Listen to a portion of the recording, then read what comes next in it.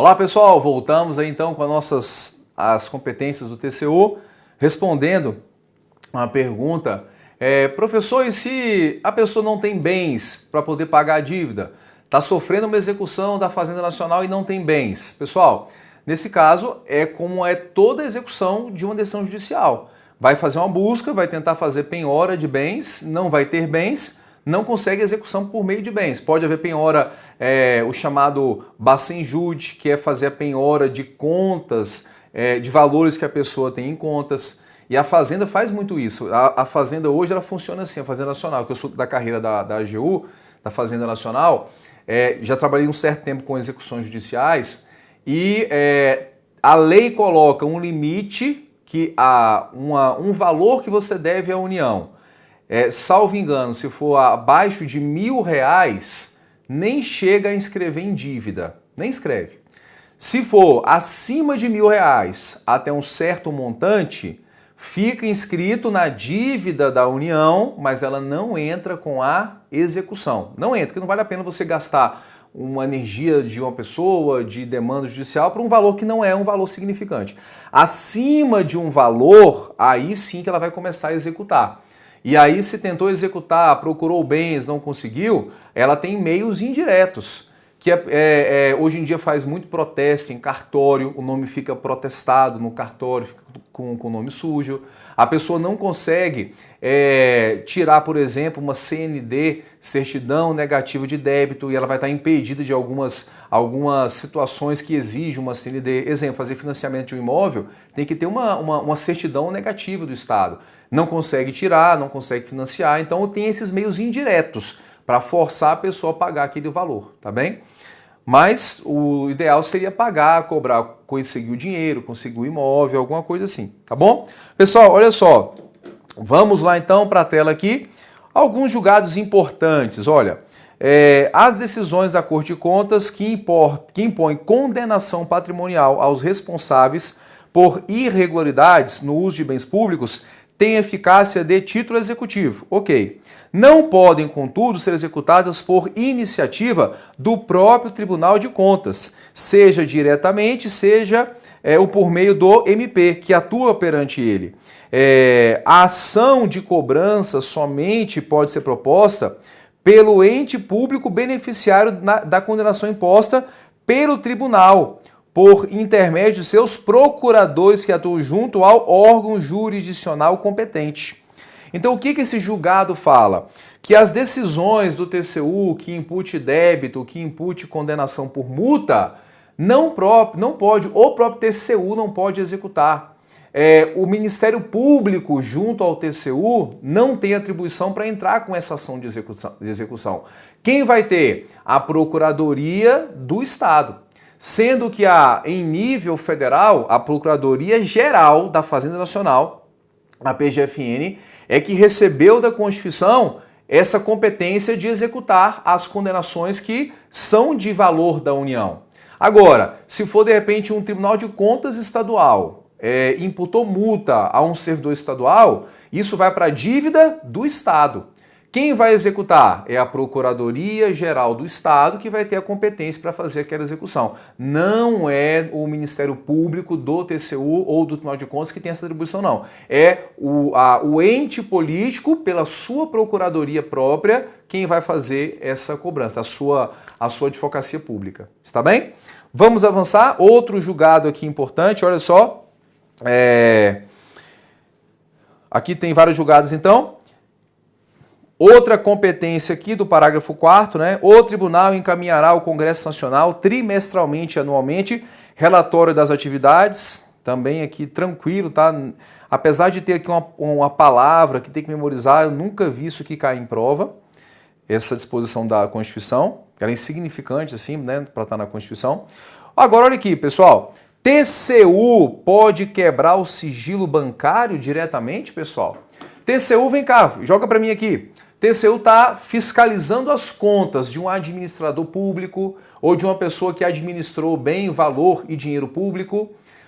TCU pode chegar, pessoal, e de imediato, o TCU pode chegar de imediato e fazer, no caso, quebrar o sigilo bancário, falar assim, olha, investigado, eu vou acessar todas as suas contas. TCU tem esse poder, a gente viu quais são as atribuições do TCU, está na Constituição. Mas o TCU pode quebrar diretamente o sigilo bancário e fiscal daquela pessoa? Pode fazer isso, pessoal? Não pode, não pode. Olha só o que fala o STF, a Lei Complementar 105 não conferiu ao TCU poderes para determinar a quebra do sigilo bancário de dados constantes do Banco Central do Brasil. O legislador conferiu esses poderes ao Judiciário, ao Legislativo Federal, bem como às CPIs, Comissão Parlamentar de Inquérito, após prévia aprovação do plenário da Câmara dos Deputados, do Senado ou das suas CPIs.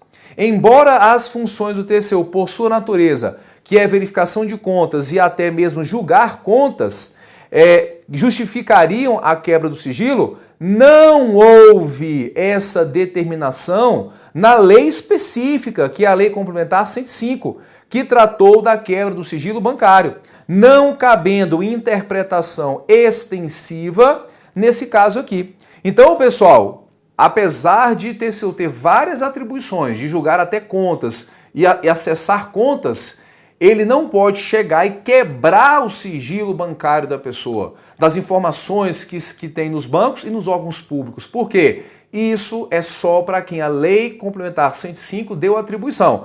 Nesse caso aqui, Judiciário. Então, o que acontece? Quando o TCU quer acessar contas da pessoa, o TCU faz uma comunicação via ofício. No caso, a AGU, Advocacia Geral da União, a AGU propõe uma ação judicial e fala, juiz, olha, TCU precisa acessar contas dessa pessoa aqui para apurar as transações, para ver onde é que o dinheiro foi, onde é que o dinheiro não foi, e o juiz vai analisar. E aí o juiz tem o poder de deferir ou não que o TCU tem acesso ao seu sigilo bancário. Entende isso aí? Mas o TCU diretamente não pode fazer isso. Tá bem? Avançando aqui, ó, outro ponto importante, o que temos? Esse julgado aqui, pessoal, ele está super recente, que é sobre o BNDES.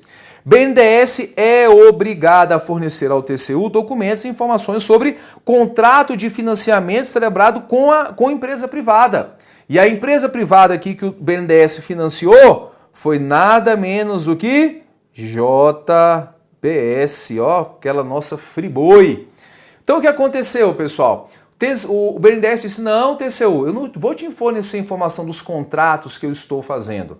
Ora, pessoal, mas o TCU, ele tem que fiscalizar as atividades do BNDES. Que a atividade do BNDES é, na verdade, fazer financiamento para empresas, fazer os financiamentos, fazer esse fomento. Então o TCU tem competência sim para fiscalizar as atuações do BNDES, mesmo que envolva os contratos com terceiros. Por quê? Nesse caso aqui está nas funções do TCU. Então, o BNDES, qualquer empresa estatal, é obrigada a fornecer ao TCU documentos e informações sobre os contratos que vem fazendo com a empresa privada. Tem que fornecer. Tudo bem? Vamos avançar na tela, vem com a gente aí. E aqui está toda a explicação, tá? E aí fala aqui, ó, é bom ler essa parte. O STF possui precedentes no sentido de que o TCU não detém legitimidade para requisitar diretamente informações que importem quebra de sigilo bancário. Ok. No entanto, a Corte, o STF, reputou que a situação acima seria diferente dos demais precedentes, já que se trata de informação do próprio BNDES em um procedimento de controle legislativo financeiro do tribunal, que está entre as funções do parlamento e nas funções do próprio Tribunal de Contas.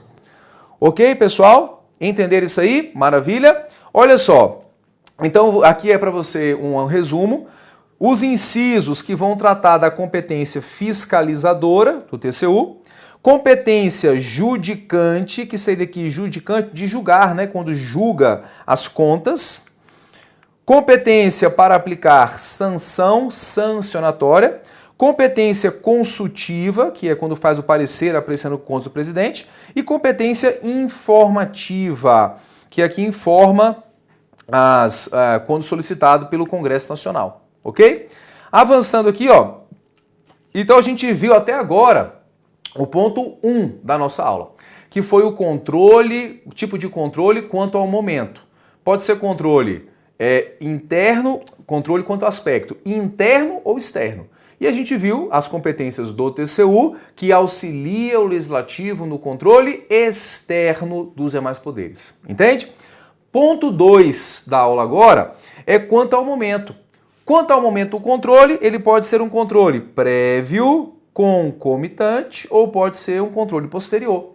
Controle prévio é o que você faz antes do ato ser praticado.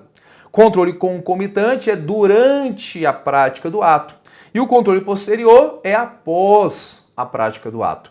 Exemplo, controle prévio. Por exemplo aqui, controle de aprovação de um nome. Presidente indicou um nome para ser diretor de agência reguladora. Diretor de agência tem que ter aprovação do Senado Federal? Tem que ter aprovação. É um controle prévio do Legislativo a ser praticado um ato no Poder Executivo. Controle prévio.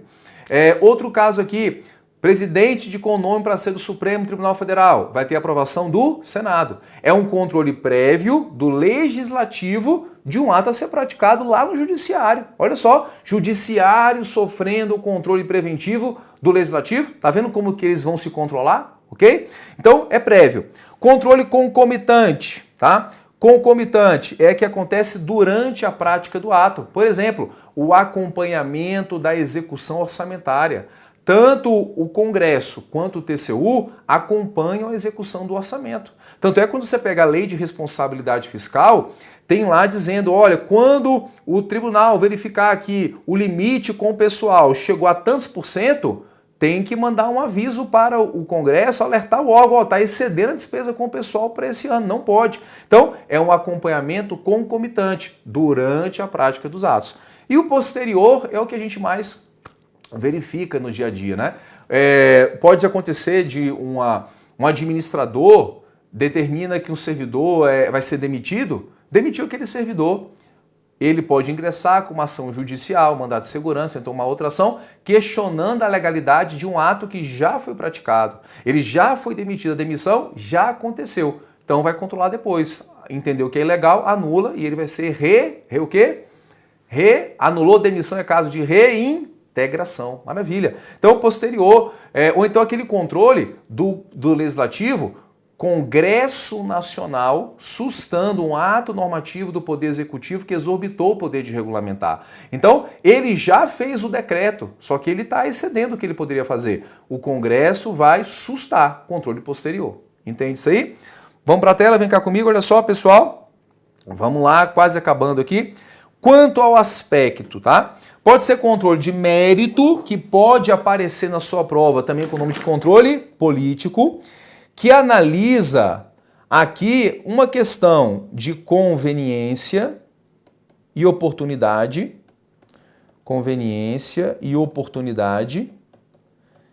E analisa, em algumas situações também, até uma questão de legitimidade, que significa interesse público. Legitimidade. Que é uma questão voltada aqui mais ao interesse público. Então aqui, pessoal, olha só, se cair uma questão que fala assim, pode o Senado Federal fazer controle de mérito ou controle político do Judiciário? Então, pode o Senado, o Legislativo, fazer controle político de um ato do Judiciário? Olha só essa questão. O Senado não faz a sabatina de que vai ser ministro supremo? Não faz uma sabatina? É um controle político. Político ou em prova aparece controle de mérito, tá? Então por isso que a gente tem que fazer questões, quando a gente faz questões, a gente treina, identifica as expressões que podem aparecer. Que é uma questão como essa, legislativo fazendo um controle de mérito ou político do judiciário, como? É um caso, Senado Federal apreciando, fazendo a sabatina de quem foi indicado para ser ministro do Supremo Tribunal Federal. É um controle político, olha, você tem todas as condições legais, você tem toda a idade, tem os títulos todos, mas eu acho que não é conveniente. O Senado pode reprovar. É uma questão de conveniência. É um controle político do Legislativo feito no Judiciário. Tá bem? Então acontece. E de legalidade? É analisar a conformidade dos atos com a lei, que é o que o Judiciário mais faz. Então o Judiciário analisa, muitas vezes, a legalidade dos atos da administração. Quando o Congresso Nacional susta um decreto do Poder Executivo, pode ser pela questão de legalidade. Olha, você está fazendo aí um ato que seria nosso, do Congresso Nacional. Eu vou sustar porque eu entendo que o ato que você fez é ilegal. Então, quando fala controle político ou de mérito, é mais na conveniência e oportunidade. Da legalidade é mais um aspecto de analisar a questão da conformidade com a lei. Fechado? Olha só, pessoal, tópico importante aqui. Controle dos atos administrativos pelo Poder Judiciário. Olha só, especialmente aqui do chamado ato discricionário. O ato discricionário da administração pública comporta, sim, uma análise judicial. Qualquer questão que falar que o judiciário não pode analisar o ato discricionário, está errada essa questão. Por quê? Porque ele pode. Nenhum ato administrativo é imune a controle judicial, não. Pode ser, só que é sempre no aspecto de legalidade, tá bem? Olha só, nós temos aí, dentro do ato discricionário, eu gosto de fazer esse esquema para você visualizar, dentro do ato discricionário,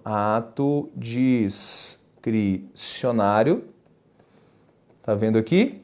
Nós temos dentro dele o chamado mérito administrativo.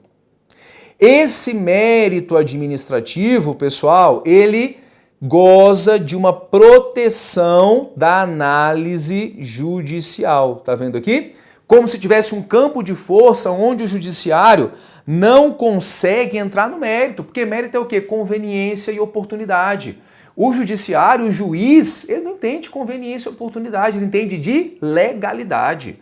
O judiciário sabe, entende o que é legal e o que é ilegal. É isso que ele vai entender. Agora, conveniência e oportunidade, ele não vai entender. Quem entende é o administrador que está ali no dia a dia. Então, um administrador decidiu, ao invés de reformar as escolas, reformar os hospitais. E os dois precisavam. Só que ele fez uma análise quanto à conveniência e à oportunidade e resolveu reformar os hospitais.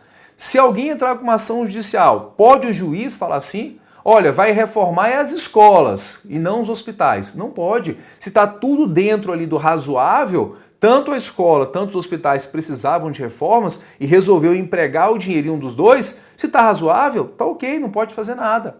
Agora, quando faltar realmente uma ilegalidade estampada, o judiciário controla a legalidade e nunca a conveniência e oportunidade.